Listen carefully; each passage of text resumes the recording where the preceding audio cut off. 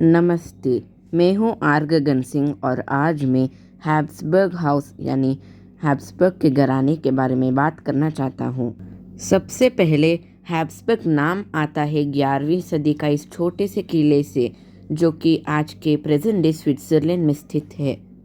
उसके बाद उन्हें ऑस्ट्रिया विरासत में मिलता है, जो कि तब आर्क डची ऑफ ऑस्ट्रिया कहलाया जाता है। तब रुडोल्फ द फर्स्ट, जो कि हैब्सबर्ग घराने से थे, वह होली रोमन एम्परर बन जाते हैं 1000 CE में। उसके बाद बहुत सारे होली रोमन एम्परर्स आते हैं, जहां एक Holy Roman emperor Frederick the third बन जाते हैं होली रोमन एम्परर। उनके बाद मैक्सिमिलियन द फर्स्ट बन जाते हैं होली रोमन एम्परर और उनके गुजरने के बाद चार्ल्स द फिफ्थ बन जाते हैं होली रोमन एम्परर। ये राजा को बहुत सारा ज़मीन मिला था यूरोप में, जैसे कि जर्मनी यानी Holy Roman Empire, Italy, Spain और इत्यादि। उन्हें मेक्सिको भी मिलता है, जो कि स्पेन का एक कॉलोनियल पार्ट था। उन्हें स्पेन उनकी मम्मी से मिला था, नेदरलैंड्स और बर्गंडी उनके पापा से मिला था, होली रोमन एम्पायर और आर्क ड्यूक ऑफ ऑस्ट्रिया उनके दादा से मिला था, जो कि उनके पापा के पापा थे। उनके गुजरने के बाद जो रूल्ड पार्ट था, उनके किंगडम को दो हिस्सों में बांट दिया जाता है, एक स्पेनिश ब्रांच और एक ऑस्ट्रियन ब्रांच। स्पेनिश ब्रांच का जाता है उनके बेटा फिलिप को और ऑस्ट्रियन ब्रांच जाता है उनके भाई फर्डिनेंड को।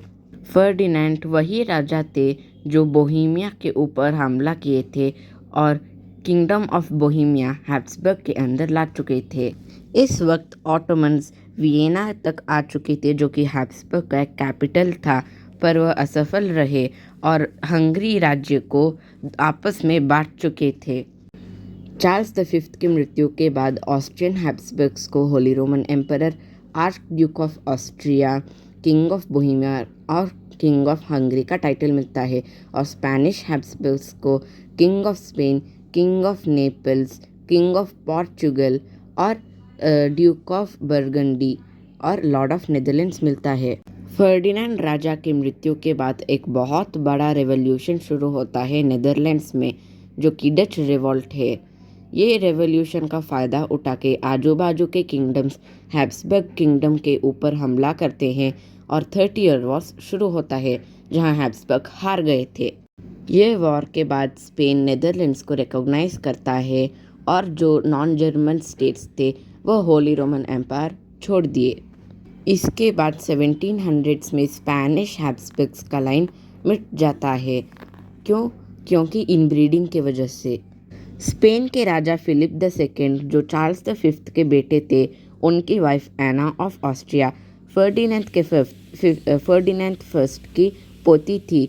तो इस मुताबिक फर्डिनेंड द फर्स्ट और चार्ल्स द फिफ्थ आपस में भाई थे।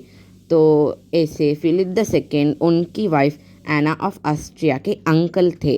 उनके बाद इनका बेटा फिलिप द थर्ड, उनकी वाइफ मार्गरेट ऑफ ऑस्ट्रिया, दोनों कजिन्स थे, जो कि Margaret of Austria Ferdinand the first की पोती थी। ये रिश्ते से आपस में दोनों कजिन्स होते हैं।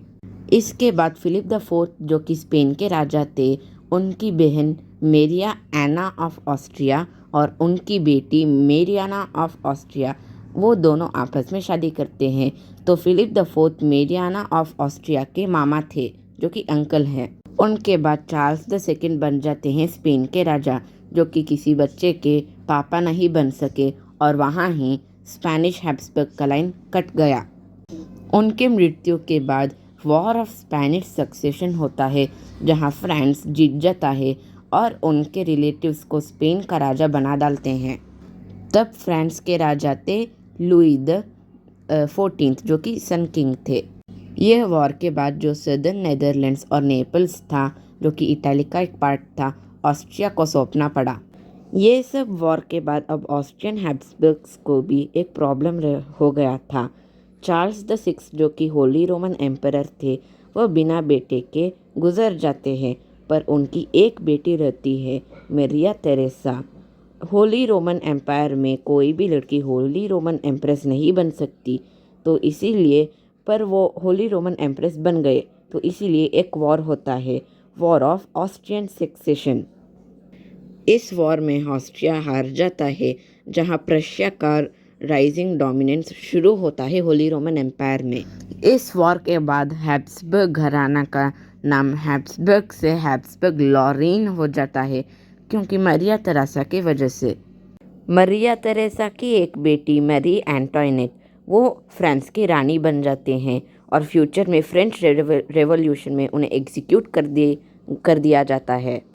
ये सब होने के बाद आखिर में मरिया तेरेसा का एक पोता फ्रांसिस द फर्स्ट बन जाते हैं होली रोमन एम्परर, और एक बहुत बुरी वक्त में होली रोमन एम्परर बने थे।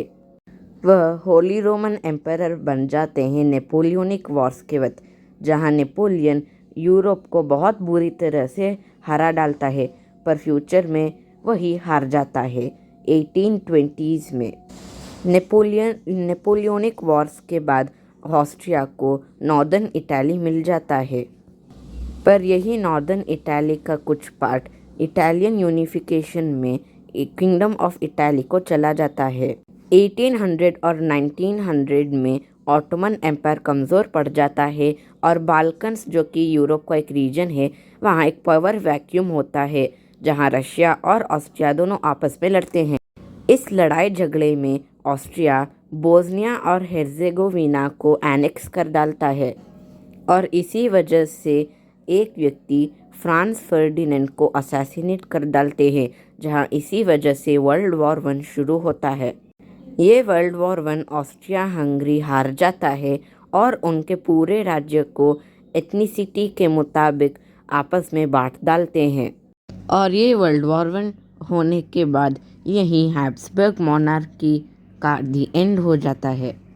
तो यही था हमारा वीडियो। इस वीडियो को लाइक कीजिए, शेयर कीजिए और मेरे चैनल को सब्सक्राइब कीजिए। धन्यवाद।